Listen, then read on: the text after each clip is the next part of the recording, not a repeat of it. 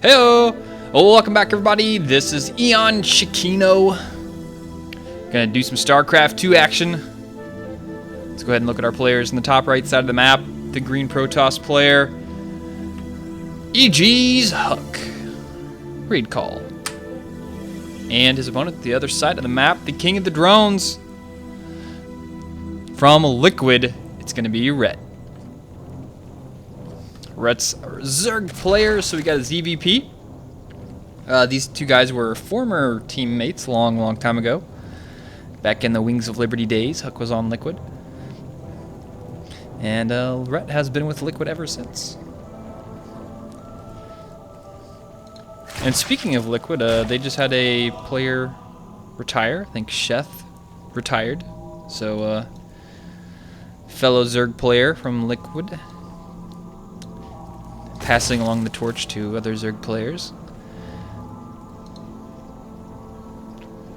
Once again, this is from Dreamhack. This is group stage, I'm going to say 3. Yeah, it's 3. Definitely 3. Group stage 3, and we're on Whirlwind LE. Huck versus Liquid Rhett. And Huck looks like he's going to go with the Gateway Expand here. Either that or maybe he's going to go with the... This might be a Nexus first here. Excuse me. Which is hilarious because Liquid Rhett's going for a spawning pool opening. This is funny. This is, and look at this, Rhett scouts it out. Oh my god. And now Huck's gonna see, oh cool, there's an Overlord in my base. Now I have a gigantic open wall to deal with. So, I mean, Rhett is very well known for being a macro player. I introduced him as the king of drones. He always gets so many drones.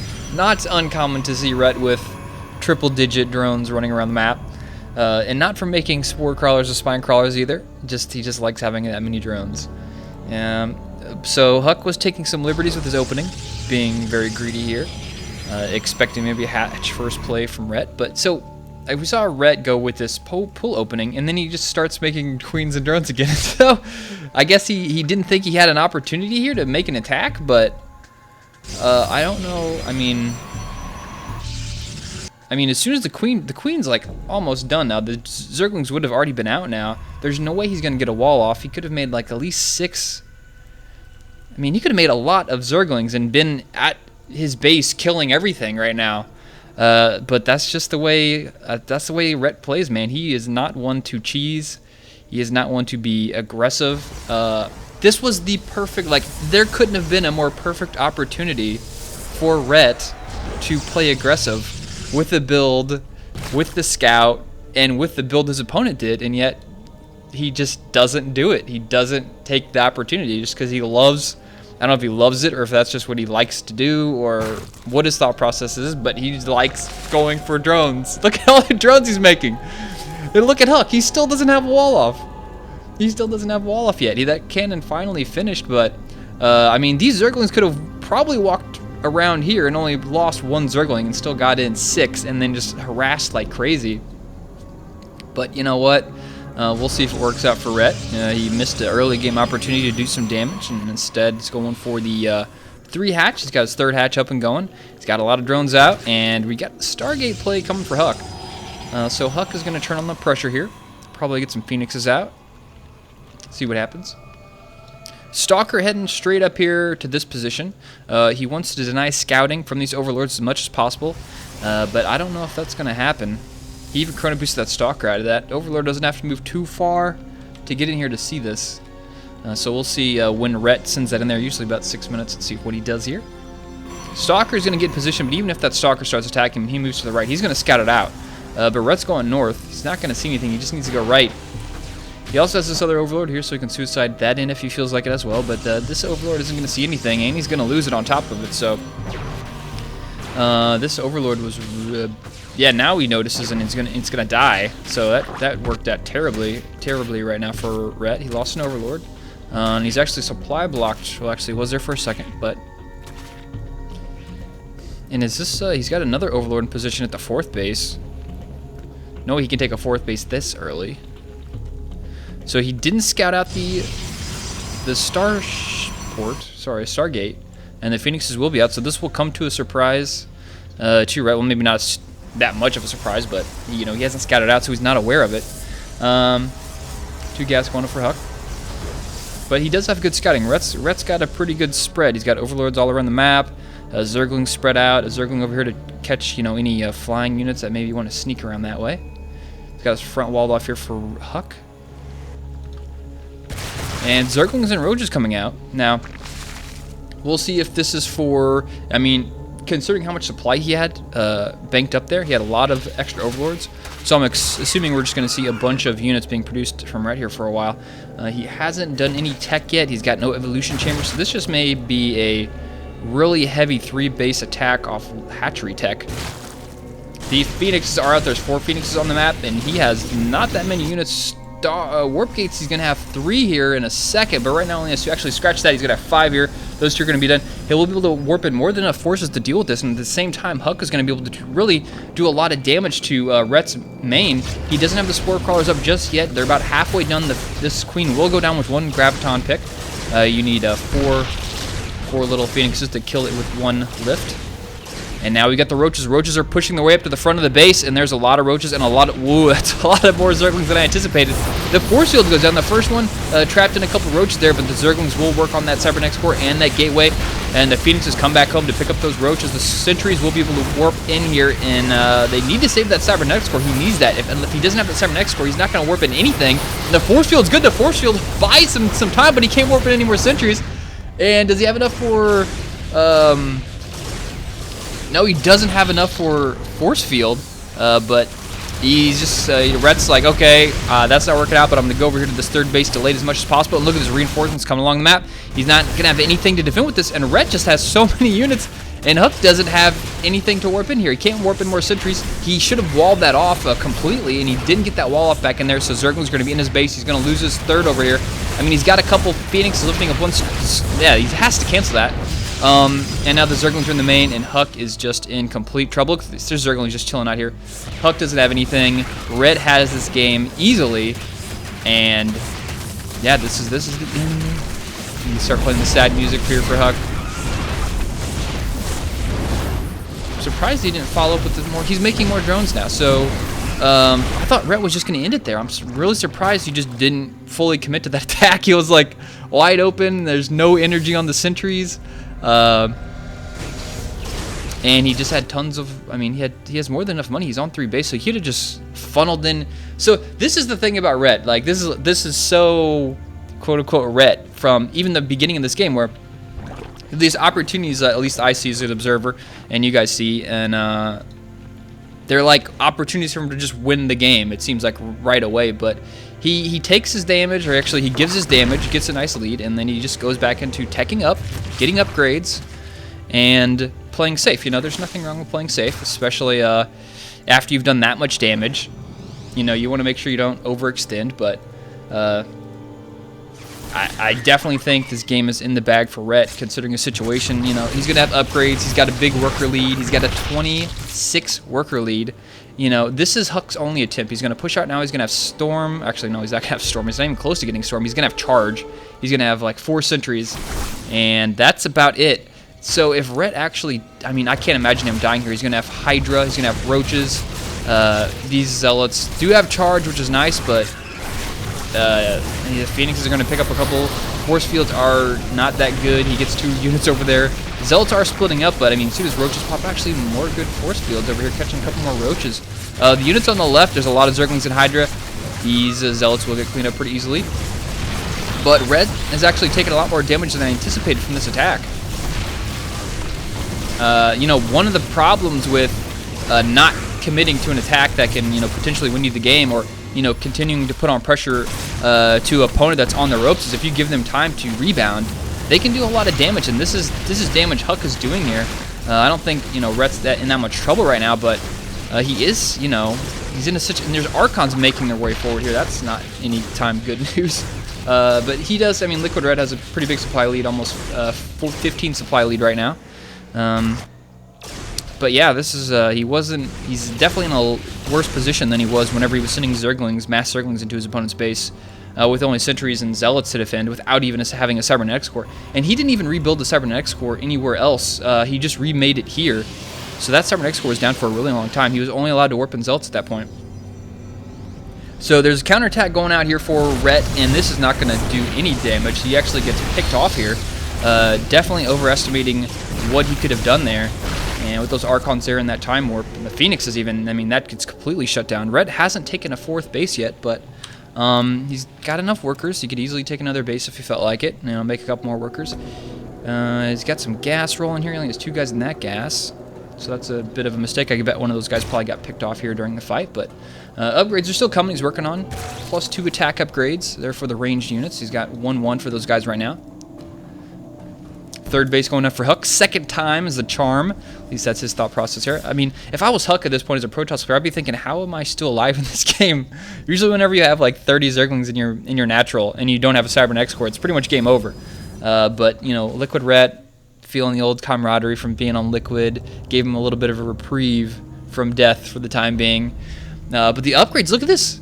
Look at this. He's been chrono boosting this Forge for a long time, and he's almost got +3 done on his attack upgrade. So Huck is going to have a +3 attack upgrade here relatively soon. This does get scattered out. Rhett does see the 3rd base going up. And are we just going to see Rhett max out on Roach Ling Hydra with this 2 attack upgrade and go for an attack? Okay, the 4th base goes down. So is it Overlord over there. He's got a nice scout Overlord for this position over here. I like the spot of that quite a bit. This Overlord's making his way into the main, and Huck is getting Immortals out and Archons.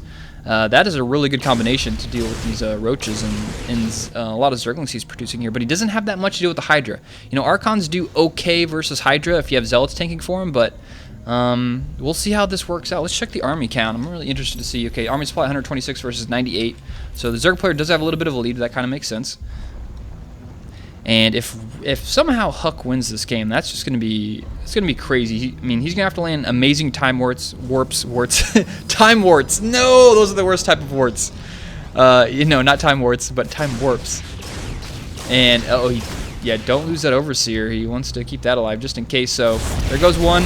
He loses it, and now the Zerg player's in retreat, but the Archons charge lots are making their way to the front. The Archons are doing a lot of damage in the back. He's got the Guardian Shields up, so he's got nice defense. And he's zoned out most of the Zerg forces in the back, and he's lost about 1/3 of his army, but the Archons are still alive. All the Zealots are mostly dead. The Immortals in the back are still dealing a bunch of damage. The Archons in the front tanking quite a bit. And more Zealot reinforcements are showing up here, and Huck is pushing back the Zerg player, which is crazy. But look at this. We got a Spire coming out, and he doesn't have enough money to make Muta. Muta would be so great right now. He could do so much harassment. There are only Archons that are low in life and 3 sentries to deal any damage here. If he had a big bank and just transitioned into like 15 Muta, this game would be so completely different right now. But Rhett's still going with this Roach Hydra play. He did deal a decent amount of damage to Huck there. He can trade because, I mean, he is setting up a 4th base, but at the same time, Huck has his own 3rd base.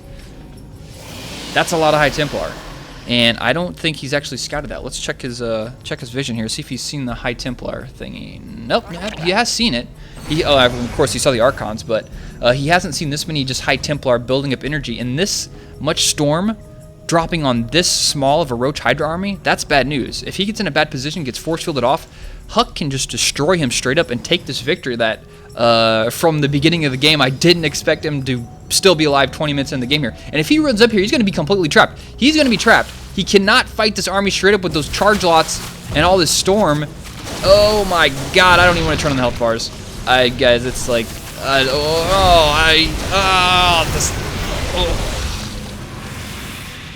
oh no. Oh my god, I had to look. This is like a train wreck. A train wreck. Oh my god, Rhett's off the rails right now. He doesn't even have Burrow. He can't regenerate the life from these Zealots.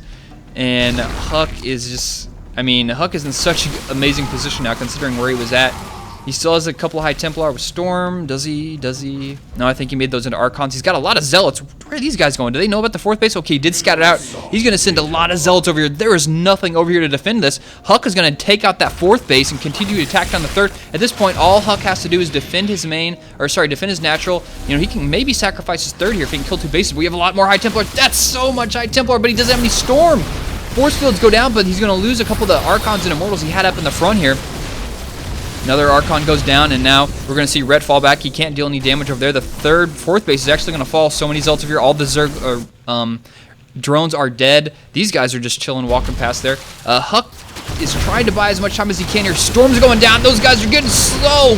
God damn low. Look at all the storms going down here. He's forced to retreat. He still doesn't have burrow, so he cannot rebuild those guys. These Zelts are just kind of blocking a couple roaches as they're sending reinforcements across the map. This fourth base hasn't died yet, but of course the attack from Rhett has been stopped.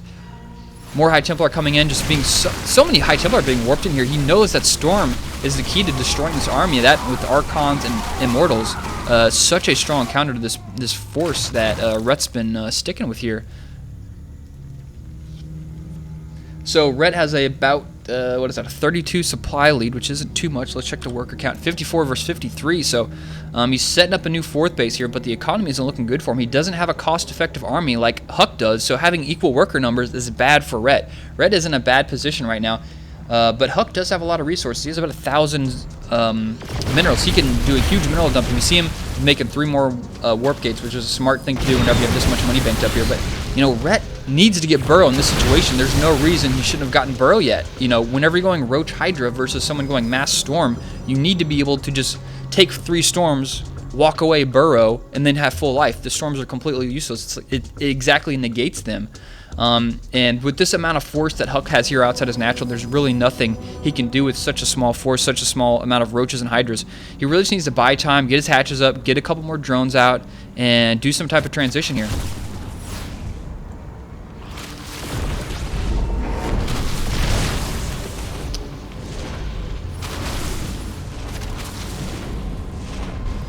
Some roaches trying to make their way over the third, but of course that gets stopped a little bit over there. Zell doing some scouting. Huck wanting to make sure there's no extra bases hiding around the map. Let's see what he's seen so far. He hasn't seen the rebuilt base, but he's already headed back over here. A couple roaches cut this guy off at the corner, but Huck does see that, so he knows the base is being rebuilt over here on the right.